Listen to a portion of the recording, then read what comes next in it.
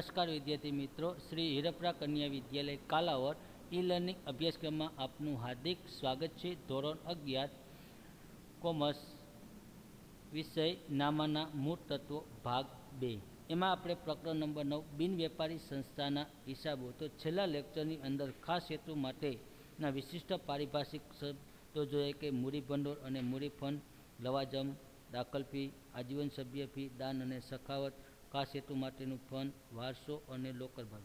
છેલ્લે આવકો અને ખર્ચનું વર્ગીકરણ, મૂડી આવક કોને કહેવાય, મહેસૂલી આવક કોને કહેવાય, મૂડી ખર્ચ કોને કહેવાય, મહેસૂલી ખર્ચ કોને કહેવાય અને પ્રસારિત મહેસૂલી ખર્ચ કોને કહેવાય એની ચર્ચા। તો આજે આપણે એક ઉદાહરણ જોઈએ કે કોને આપણે મૂડી ખર્ચ કહેવાય, કોને મહેસૂલી, એની આપણે દાખલો જોઈએ। તો અહીંયા તમારે આવકના ખર્ચના વર્ગીકરણ પછી મૂડી ખર્ચ, મહેસૂલી આવક, મૂડી ખર્ચ અને મહેસૂલી ખર્ચ વિશેની આપણે વર્ગીકરણ કરવાનું છે। તો નીચે આપેલી માહિતીને મૂડી આવક, મહેસૂલી આવક, મૂડી ખર્ચ અને મહેસૂલી ખર્ચનું વર્ગીકરણ કરો। તો 4 ભાગમાં વિભાજિત કરવાનું છે। ઉદાહરણમાં આપ્યું છે એ જ રીતે મૂડી આવક, મહેસૂલી આવક, મૂડી ખર્ચ અને મહેસૂલી ખર્ચ। તો હું એક એક પછી જોતો જાઉં છું। એ તમારે જોવાનું છે કઈ આવક કેની અંદર આવે છે। પહેલું છે ક્લબ પેવેલિયન માટે મળેલું દાન, તો એને કહેવાય છે મૂડી આવક।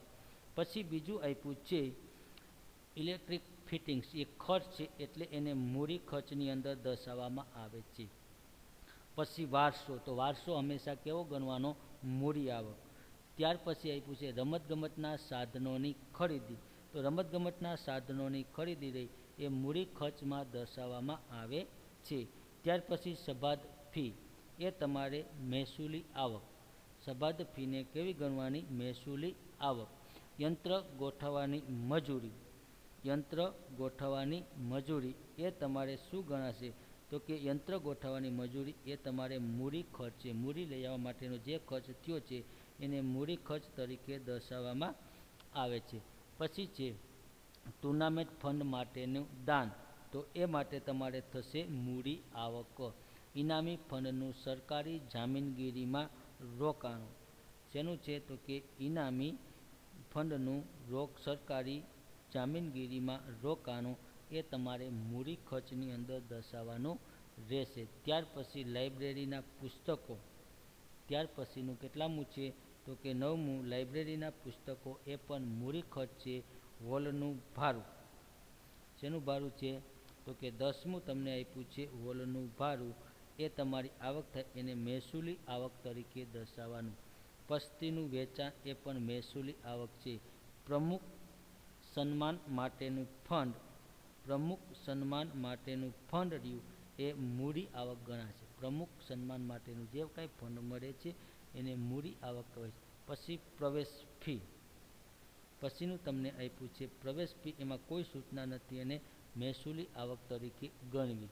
સોનોગ્રાફિક મશીન, ત્યાર પછી 14મું છે સોનોગ્રાફી મશીન, એ મૂડી ખર્ચ ગણવામાં આવે છે। મશીન લેવા માટે મૂડીનો ખર્ચ છે। પછી બિલિયર્ડ ટેબલ, એ પણ તમારે મૂડી ખર્ચ ગણવામાં આવે છે। વાર્ષિક ભોજન સમારંભ ખર્ચ, એને મહેસૂલી ખર્ચ ગણાય છે। રમતગમતના સાધનોનું વેચાણ, રમતગમતના સાધનોનું વેચાણ એ મહેસૂલી આવકમાં દર્શાવવામાં આવે છે। કેમાં, મહેસૂલી આવકની અંદર દર્શાવાય છે રમતગમતના સાધનોનું વેચાણ। પછી વર્તમાનપત્રનું લવાજમ એ મહેસૂલી ખર્ચ। વીજળી જોડાણ ખર્ચ, ત્યાર પછી 20મું આપ્યું છે વીજળી જોડાણ ખર્ચ, એ મૂડી ખર્ચ તરીકે દર્શાવાય છે। મેદાન નિભાવ ખર્ચ, તો એ મહેસૂલી ખર્ચ છે। ટુર્નામેન્ટ ખર્ચ, તો એ તમારો છે મૂડી ખર્ચ। ટુર્નામેન્ટ માટે જે ખર્ચ કર્યો છે તો કે મૂડી નિભાવવા માટેનો ખર્ચને એને ટુર્નામેન્ટ ખર્ચ। પછી ક્લબ પેવેલિયનનું બાંધકામ, કેટલામું આપ્યું છે, તો કે 23મું, ક્લબ પેવેલિયનનું બાંધકામ, તો કે એ આવે છે મૂડી ખર્ચ। ક્લબ પેવેલિયનનું બાંધકામ જે થાય છે મૂડી માટે થાય છે, ભવિષ્યમાં તેમાંથી આવક થશે એ માટેનો ખર્ચ। રમતગમતનું મેદાન, એ પણ તમારે મૂડી ખર્ચ ગણાય છે। ભાષણોની આવક, તો ભાષણોની આવકને મહેસૂલી આવકમાં દર્શાવવાની। મકાન ભંડોળ, ત્યાર પછી મકાન ભંડોળ એને મૂડી આવક કહેવાય છે। પછી રોકાણો પરનું રોકાણો પરનું વ્યાજ એને મહેસૂલી આવક, નવા મકાન રોગાન ખર્ચ, નવા મકાનનો ખર્ચ રહ્યો એને મૂડી ખર્ચ તરીકે દર્શાવાય છે. પછી કેન્ટીન ખર્ચ, તો કેન્ટીન ખર્ચ એને મહેસૂલી ખર્ચમાં લખવાનો. ઓડિટ ફી પણ એને મહેસૂલી ખર્ચમાં લખવાનો. પ્રમુખ સન્માન કાર્યક્રમનો ખર્ચ એ પણ મહેસૂલી ખર્ચ તરીકે ગણવામાં આવે છે. અને લોકર ભાડું, તો કે લોકર ભાડું રહ્યું મહેસૂલી આવક, અને આજીવન સભ્ય ફી રહી એ તમારે મૂડી આવક તરીકે દર્શાવાય છે. તો વિદ્યાર્થી મિત્રો, આ રીતે તમારે ઉદાહરણ પણ લખવાનું છે કે જેથી કરીને તમને સમજવામાં પડે કે મૂડી ખર્ચ છે, મૂડી આવક છે, મહેસૂલી આવક છે, મૂડી ખર્ચ અને મહેસૂલી ખર્ચ. તો આ રીતે તમારે પાકા ચોપડાની અંદર દર્શાવવાનું. હવે આવક જાવક ખાતું. બિન વેપારી સંસ્થાઓ હિસાબો સામાન્યતઃ રોકડના વ્યવહારો વધુ હોય છે. બિન વેપારી સંસ્થાના મોટાભાગના વ્યવહારો રોકડમાં વધુ થતા હોય છે. તો બિન વેપારી સંસ્થા વર્ષ દરમિયાન મળેલ રોકડ આવકને અને ચૂકવેલ રોકડ ખર્ચની જે તે તારીખ તૈયાર કરે છે. બિન વેપારી સંસ્થા વર્ષ દરમિયાન મળેલી રોકડ આવક અને ચૂકવેલ રોકડ ખર્ચની તારીખો વધારે તૈયાર કરે છે તેને આવક જાવક ખાતું તૈયાર કરવામાં આવે છે.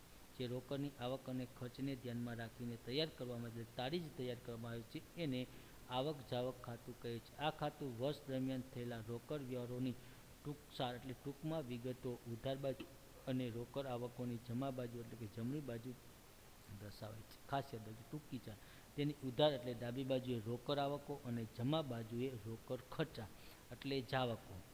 આવકો ઉધાર બાજુ અને જાવકો જમા બાજુ દર્શાવવામાં આવે છે. આ ખાતામાં રોકડ ઉપરાંત બેંક સાથેના વ્યવહારો પણ તેનું સ્વરૂપ રોકડમાં ખાતા જેવું જ છે. એટલે આ જે રોકડ સાથેના બીજા જે વ્યવહારો રહ્યા એ વ્યવહારો સિવાયના જો બેંક સાથેના વ્યવહારો થયા હોય તો બેંક સાથેના વ્યવહારો પણ એની અંદર નોંધવામાં આવે છે. આવક જાવક ખાતું તૈયાર કરતી વખતે ધ્યાનમાં રાખવાની બાબતો. શરૂઆત રોકડ અને બેંક સિલક આવક જાવક ખાતાની ઉધાર બાજુ, અને શરૂઆતમાં બેંક ઓવરડ્રાફ્ટ હોય તો જમા બાજુ દર્શાવવાનું. બાકી આગળ લાગે.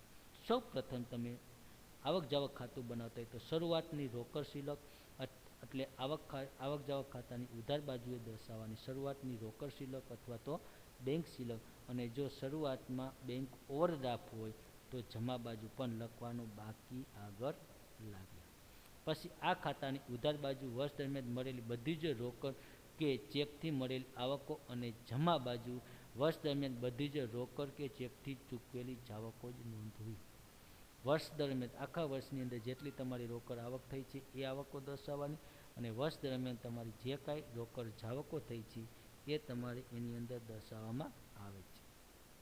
ત્રીજું, આ ખાતામાં ગમે તે વર્ષ માટે મળેલ આવક કે ચૂકવેલ રકમો નોંધવામાં આવે છે. આ ખાતામાં ગમે તે વર્ષ માટે મળેલી આવક કે ચૂકવેલી રકમો નોંધવામાં આવે છે. ગમે તે વર્ષની હોય એ પણ દર્શાવાય છે. ચોથું, આ ખાતામાં મૂડી આવક કે મહેસૂલી આવક, મૂડી ખર્ચ કે મહેસૂલી ખર્ચ જ નોંધાય છે. ખાસ યાદ રાખજો, આ ખાતામાં મૂડી આવક હોય તો દર્શાવાય છે, અને મહેસૂલી આવક એ દર્શાવાય છે, મૂડી ખર્ચ પણ દર્શાવાય છે, અને મહેસૂલી ખર્ચ પણ નોંધાય છે. આ ખાતામાં બિન રોકડ વ્યવહારો જેવા કે ઘસારો, ઘાલખાદ, નહીં ચૂકવેલા ખર્ચ, નહીં મળેલી આવકો, શાખના વ્યવહારોની નોંધ થતી નથી. ખાસ બીજું વિદ્યાર્થી યાદ રાખજો, આ ખાતાની અંદર ઘસારો ગણવામાં નથી આવતો, ઘાલખાદ ગણવામાં આવતી નથી. ત્યાર પછી ઘાલખાદ ગણવામાં નથી આવતી કે નહીં ચૂકવેલા ખર્ચ, નહીં મળેલી આવકો, શાખના વ્યવહારો નોંધવામાં આવતા નથી. વર્ષને આ ખાતાની બાકી શોધવામાં આવે છે. છઠ્ઠામાં એમ કહેશે કે વર્ષના અંતે આ ખાતું બંધ કરી અને એની બાકીઓ શોધવામાં આવે છે. જો જમા બાજુનો સરવાળો વધુ હોય તો તફાવતની રકમ ઉધાર બાજુ આખરનો બેંક ઓવરડ્રાફ્ટ કહેવાય છે. જો જમા બાજુનો સરવાળો વધુ આવે તો તફાવતની રકમ ઉધાર બાજુએ આખરનો બેંક ઓવરડ્રાફ્ટ કહેવાય. જો ઉધાર બાજુનો સરવાળો વધુ આવે તો તફાવતની રકમ જમા બાજુ આખરની રોકડ સિલક અથવા તો બેંક સિલક કહેવામાં આવે છે, જેને આપણે બાકી આગળ લઈ ગયા તરીકે દર્શાવાય છે. તો ચાલો આપણે આવક જાવક ખાતાનો આજે નમૂનો જોઈએ કે કઈ રીતે આવક જાવક ખાતું તૈયાર કરવામાં આવે છે. તો એનો નમૂનો આપણે તો આવક જાવક ખાતા તારીખ ખાલી જગ્યાના રોજ પૂરા થતા વર્ષનું આવક જાવક ખાતું.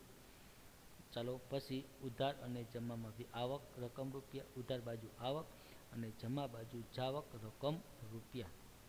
ચાલો તો એક પછી એક વિગતો આપણે જોઈ કઈ કઈ બાજુ આવકો અને જાવકો આપે છે તો એનો નમૂનો જોઈએ. તો બાકી આગળ લાવ્યા તો શું આવશે? શરૂઆતની રોકડ શિલક હોય તો અંદર 2 હોય તો અંદર લખીને સરવાળો 12. પછી ચાલુ વર્ષની, ગયા વર્ષની, આવતા વર્ષની માત્ર રોકડમાં મળેલી મહેસૂલી અને મૂડી આવકો. ખાસ યાદ રાખજો, ચાલુ વર્ષની, ગયા વર્ષની, આવતા વર્ષની માત્ર રોકડમાં મળેલી મહેસૂલી અને મૂડી આવકો. પછી બેંકમાંથી ઉપાડેલી રકમ અને છેલ્લે આ લઈ ગયા. જો આ બાજુ ટોટલ વધુ હોય જમા બાજુ તો અહીં લખવાનું બાકી આગળ કૌંસમાં બેંક ઓવરડ્રાફ્ટ. પછી આ બાજુ બાકી આગળ લાવ્યા બેંક ઓવરડ્રાફ્ટ હોય તો જમા બાજુ. પછી ચાલુ વર્ષના, ગયા વર્ષના, આવતા વર્ષના માત્ર રોકડમાં ચૂકવેલ મહેસૂલી અને મૂડી ખર્ચા. ત્યાર પછી બેંકમાં ભરેલ રકમ અને છેલ્લે શોધવામાં આવે છે આ લઈ ગયા. આ બાજુનો ટોટલ, ઉધાર બાજુનો ટોટલ વધુ હોય અને જમા બાજુનો ટોટલ ઓછો હોય તો કા રોકડ શિલક હશે કા શું હશે?